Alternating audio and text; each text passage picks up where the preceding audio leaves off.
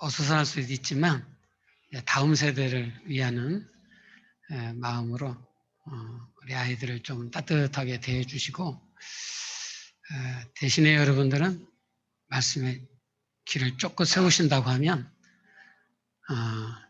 전쟁 중에서도 또 세상이 오만 가지 잡다한 소리 속에서도 하나님의 말씀을 유유히 여러분들 심령 속에 흘러들어가 놀라운 열매를 맺게 될 줄로 믿습니다. 우리 주보 다 받으셨지요? 주보는 우리 교회의 얼굴이에요. 그리고 여러분들이 속해 있는 교회의 기도 제목도 여기에 다 수록이 되어져 있습니다. 같이 봅니다. 제목 시작. 나중과 부하 모두. 종교개혁에 불을 붙인 루터는 사람들이 자신의 언어로 성경을 볼 수 있도록 독일어 성경을 처음으로 번역을 했습니다. 이것을 계기로 이제 각 나라 사람들은 어려운 라틴어가 아니라 자국어로 성경을 읽게 되었어요. 즉 우리가 한글로 된 성경을 갖게 된 것은 루터가 자국어인 독일어로 성경을 번역한 것 때문입니다.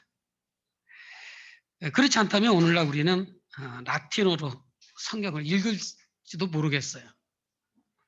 그런데 이 독일어 성서 초판을 낼 때 루터는 이 오늘 본문으로 이제 채택한 이 성경, 즉 야고보서를 지푸라기 서신이라고 했습니다. 그리고 그는 야고보서는 성경에서 빼야 한다라고 생각을 했어요. 물론 이것은 뭐 성경에 대한 그의 최종적인 견해는 아닙니다.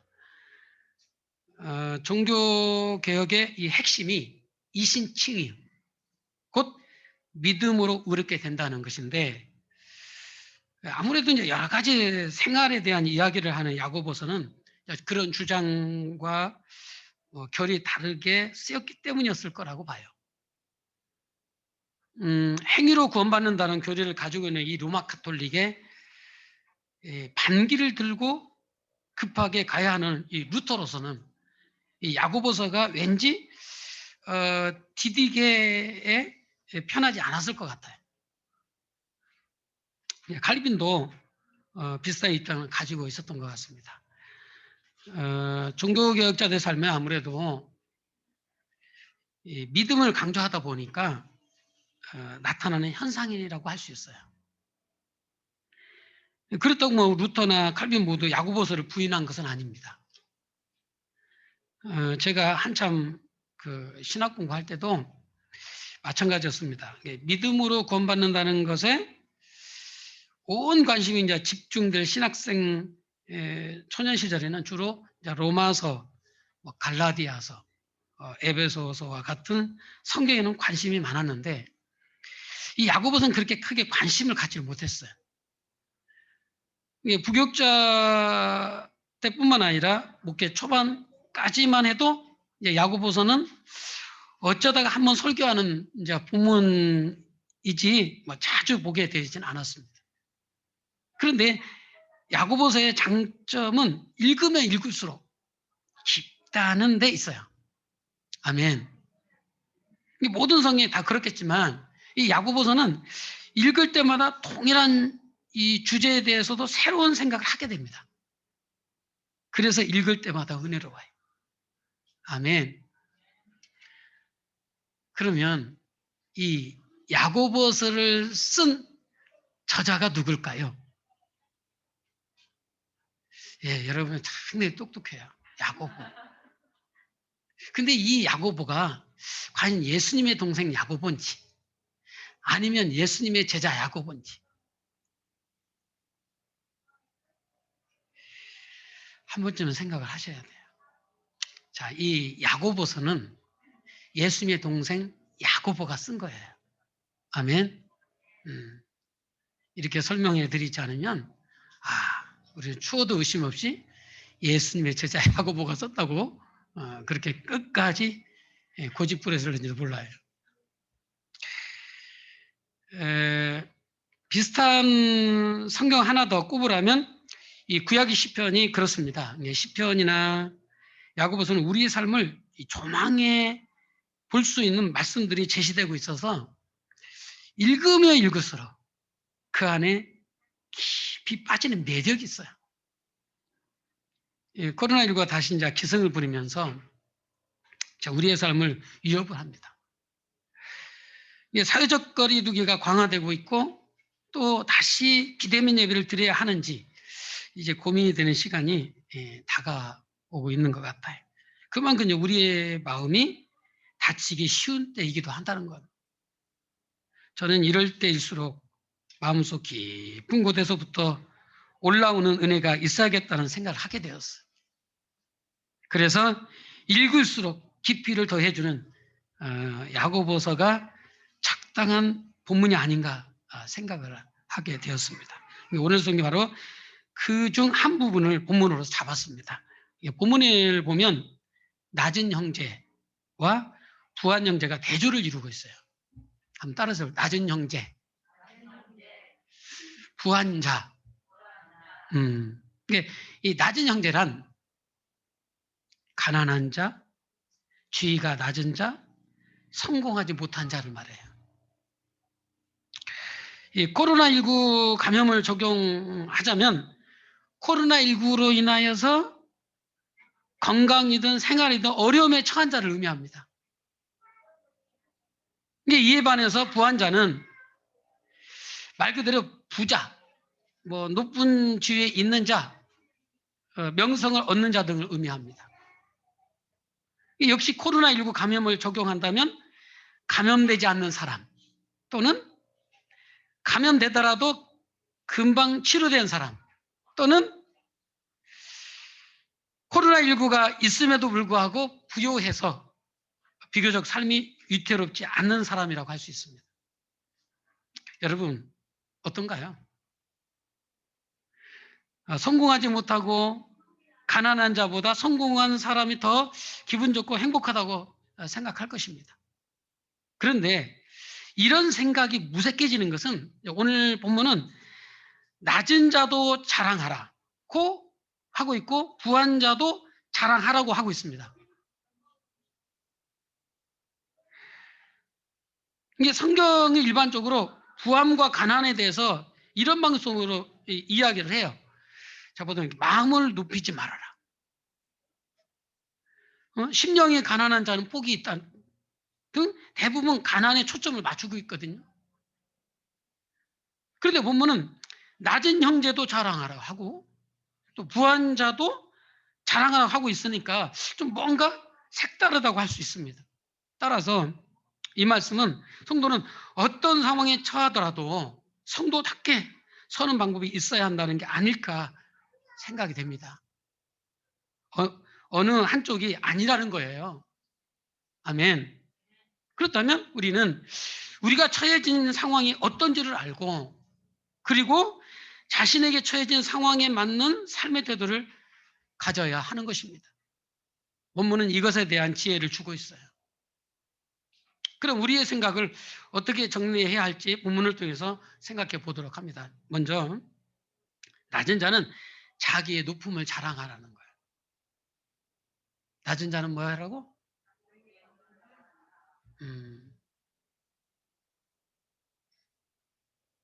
여러분 말씀 잘 들으세요? 성경에는 이 자랑하라는 표현은 사실 흔하게 할 수 있는 건 아니에요. 성경 오히려 일반적으로 높은데 마음을 두지 말라는 겁니다. 이 대표적인 구절 하나를 말씀드리면 서로 마음을 같이 하며 높은데 마음을 두지 말고 도리어 낮은 데 처하며 스스로 지혜 있는 채 하지 말라는 거예요. 그리고 고린도후서 11장 30절에서는 만약 자랑을 한다면 부득불 약한 것을 자랑하라는 겁니다. 이렇게 성경은 비교적 좀 일관되게 자랑하지 말 것을 아니면 약한 것을 자랑할 것을 이야기합니다. 그런데 본문 9절은요. 낮은 자에게 자랑하라고 권면을 하고 있어요. 더구나 그 자랑은 다른 게 아니라 자기의 높음을 자랑하라고 하네. 자, 자랑하라는 것도 이상하지만 낮은 자에게 자신의 높은 것을 자랑하는 건 더더욱 이상해요. 하지만 분명히 그렇게 말씀하고 있습니다. 여러분, 없는 사람이 있는 것처럼 떠벌리는 걸 뭐라고 합니까? 허풍을 떤다고 그래요. 사람들은 그렇게 허풍 떠는 사람을 신뢰하지 않습니다.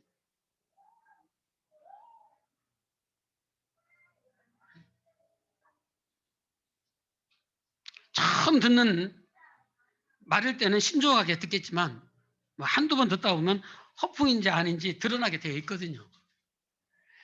그래서 이제 동일한 사람에게서 두 번째 허풍을 경험하게 되면 겉으로는 뭐 표현을 하지 않아도 이미 그 사람에 대해서 신뢰감을 갖지 않습니다. 그냥 웃어 넘기고 말아요.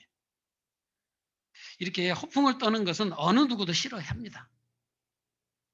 그런데 낮은 자에게 자랑하라?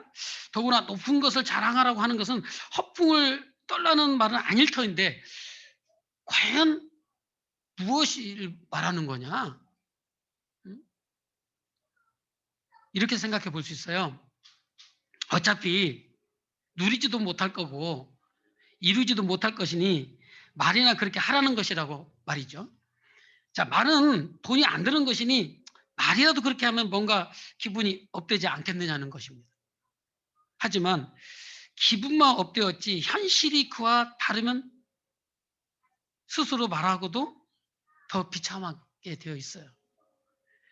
그러니 이루지도 못한 것을 자랑하라는 것이 성경의 의미는 아닐 것입니다. 그럼 낮은 자에게 자기의 높음을 자랑하는 것은 무슨 의미일까? 이것을 저는 자아 존중감이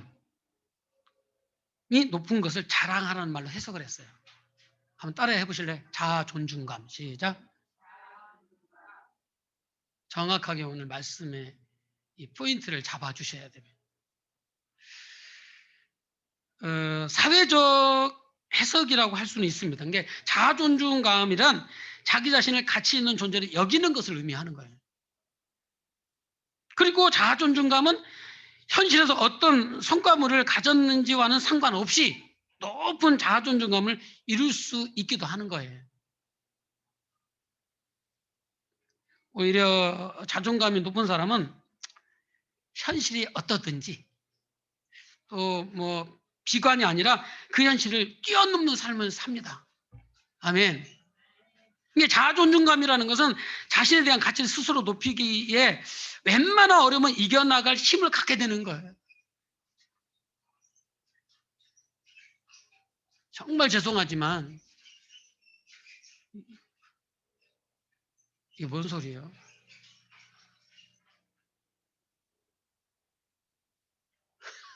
아유.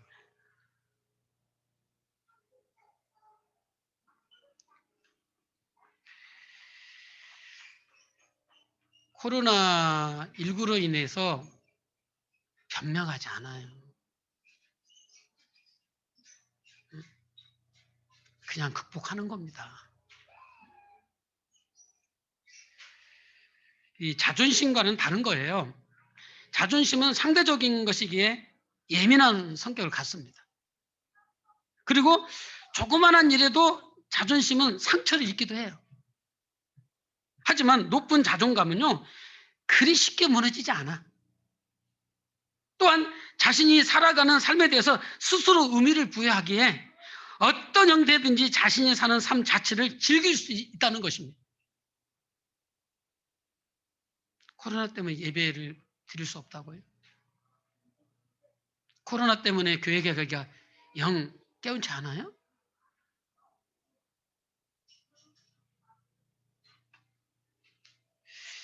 저는 야고보 장로님이 자아 존중감을 생각하고 오늘 본문 말씀을 했는지는 모르겠습니다만 이 맥락적으로 볼 때 낮은 상황에 놓였음에도 불구하고 그런 상황에 따라 무너지지 않고 자신을 세워나갈 수 있는 자존중감이라고 봅니다. 아멘.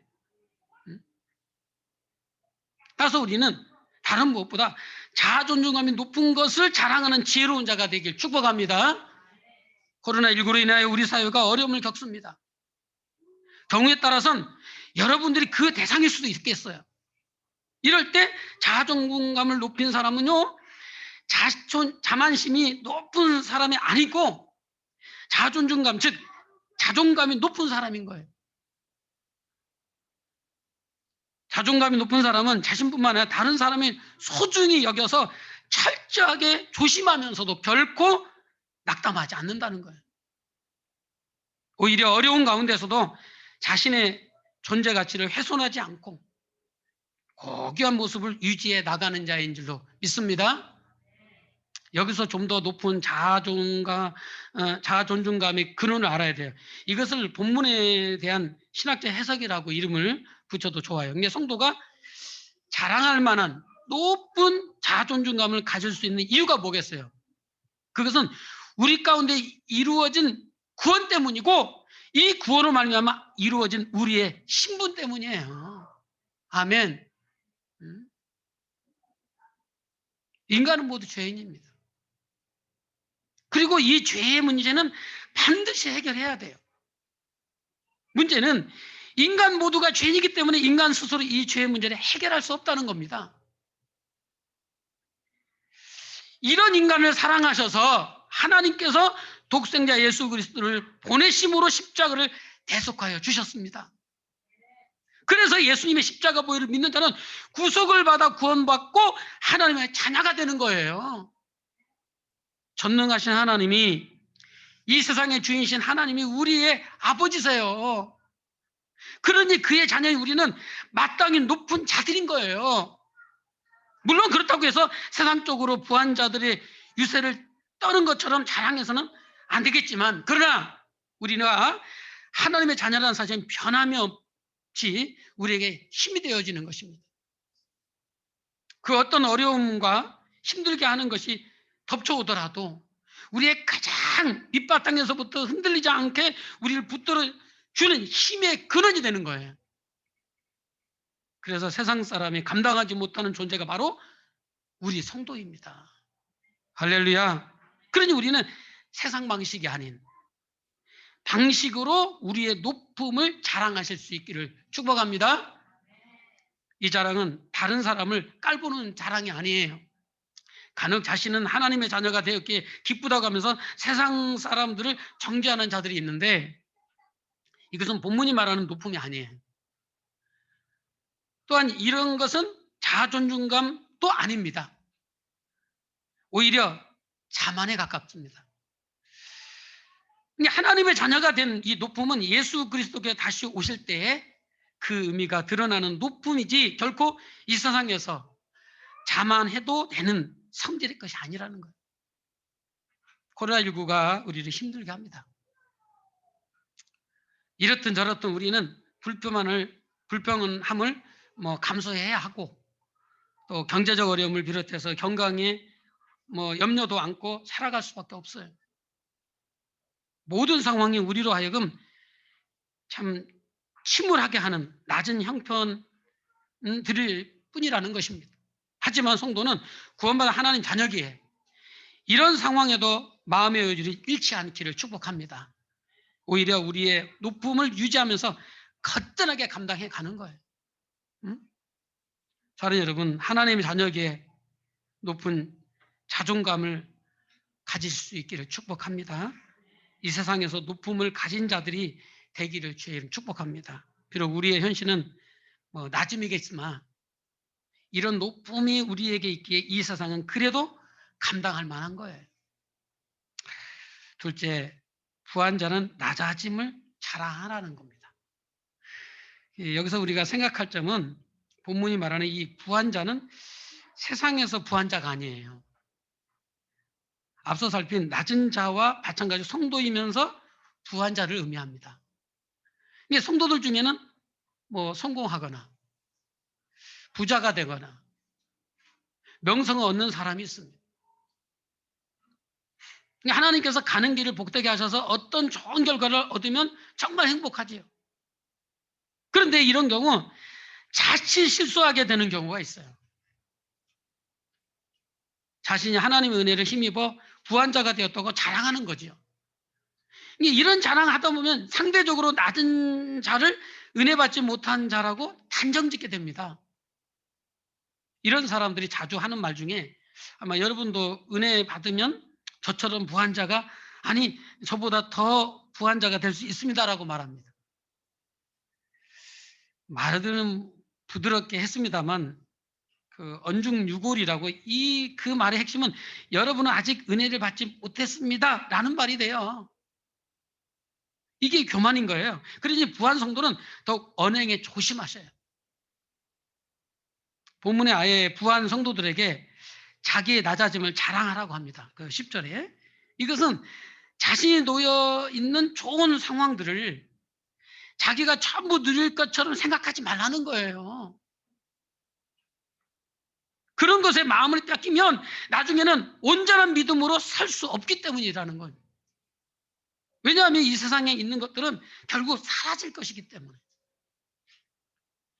본문은 바람이 불면 풀은 마른다고 꽃은 떨어진다고 말합니다. 이게 부한 자도 그것을 의지하여 기뻐하다 보면 하나님 나라에 합당한 모습을 잃게 되는 거예요. 부한 자는 오히려 지금 아무리 많은 것이 있어도 그것에 마음을 쏟을 게 아닙니다. 그것은 언제든지 날아갈 것들이기 때문에 그런 것들의 마음을 빼앗길 것이 아니라 부할수록 더욱 전능하신 하나님 앞에서 겸손한 자가 되어야 될 줄로 믿습니다. 코로나19 상황에도 부한 자들이 있습니다. 경제적으로 부하기 때문에 어려운 경기에도 아랑곳하지 않고 삶의 여유를 가질 수 있습니다. 약이 개발된다면 먼저 살 수 있어. 치료도 다른 사람보다 빨리 받을 수도 있습니다. 성도는 이런 부자가 되었다 하더라도 그런 것을 누리는 것에 마음을 빼앗겨서는 안 된다는 거예요. 성도는 오히려 자기의 낮아짐을 자랑해야 되는 거예요. 아멘. 낮아짐이란 자신이 누릴 것을 다 누리는 게 아니라 자신에게 주어진 것들을 이렇게 활용하는 것이 하나님께서 원하시는 것인지를 생각해서 하나님의 뜻이 이루어지도록 해야 되는 거예요. 아멘. 그러면 그 부함이 은혜가 되고 축복이 되는 겁니다. 그래서 자신의 낮아짐을 자랑하는 성도는 그 삶이 낮은 자와 그리 다르지 않습니다. 표시가 안 나요. 우아하고 높은 자리에 갈 일이 있을 때는 그 격에 맞는 모습으로 참여하기도 하겠지만 또한 가난한 자들에게 함께 먹고 마시며 어울리는 것 역시 전혀 어색하지 않아요. 그가 바라보는 것은 십자가에서 자신을 구원하신 예수님이기 때문인 줄로 믿습니다. 여러분, 낮은 상황이라고 또 어려운 상황이라고 쫄지 말라는 거예요. 자기 자신의 가치를 높게 보면서 하나님의 자녀답게 여유를 가지실 수 있기를 축복합니다. 혹시 부한자가 되었다고 그것을 다 누릴 생각도 마시길 바랍니다. 하나님께서 왜 맡기셨는지를 스스로 생각하면서 자신의 낮아짐을 볼 수 있기를 축복합니다. 낮은 자나 부한 자나 은혜 안에 있는 자는 모두 행복한 겁니다. 하나님 감사합니다. 낮은 자나 부한 자나 은혜 안에 있는 행복한 자들이 되어지도록 도와주시옵소서. 오늘 본문의 말씀을 넉넉히 이해할 뿐만 아니라 마음에 새겨졌는 줄로 믿사오니 우리의 삶을 통해서 표현되어져 가도록 도와주옵소서. 감사하고 우리 주 예수님 이름으로 기도하옵나이다. 아멘.